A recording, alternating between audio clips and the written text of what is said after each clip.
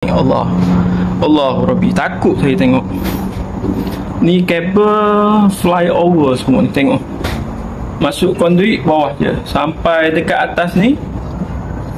Oh, mana mau tak trip, mana maunya tak trip.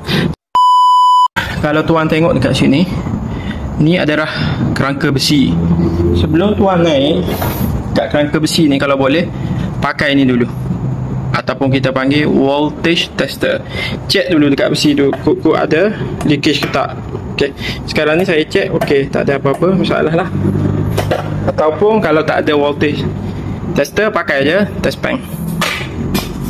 Kok apa, kok ada touching dekat besi ni, kabel live tu yang terkena renjatan mati tu. So kena hati-hati, sebab ni semua kerangka besi. Yang besi hitam pun kerangka besi, dan besi biru C channel pun besi semua. Okey, yang pertama.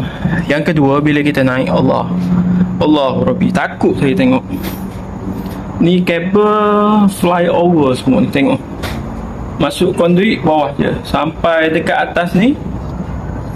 Oh, mana mau tak trip, mana maunya tak trip.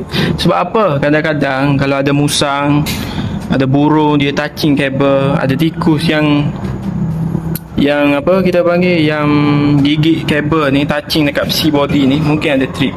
Ataupun mana-mana kabel yang tersepak, terlanggar oleh burung ke. So kita tak nak lah macam ni, bahaya ni.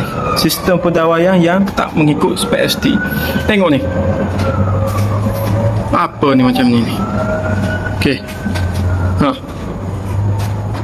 tu berselerak apa semua tu. Saya tak nak komen, tapi benda macam ni tak boleh lah, membahayakan.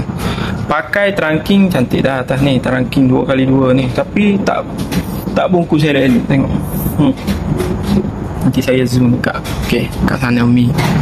Ni ada Maggi ni.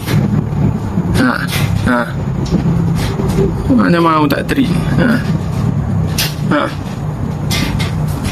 Ni flyover ni. Tengok ni. So bahaya ni. Saya naik pun saya tarik nafas panjang kan. Tengok. Okey, ni pakai trunking cantik sampai sini kosong. Ni tengok ni.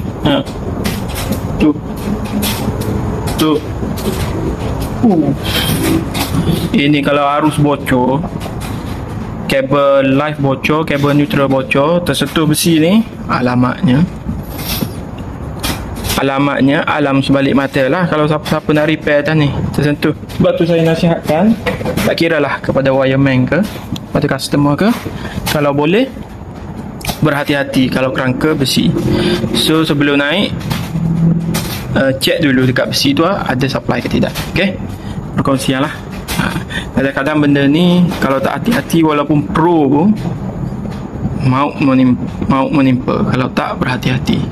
Masuk alam sebalik mata, tak boleh buat apa dah. Okey, terbaik.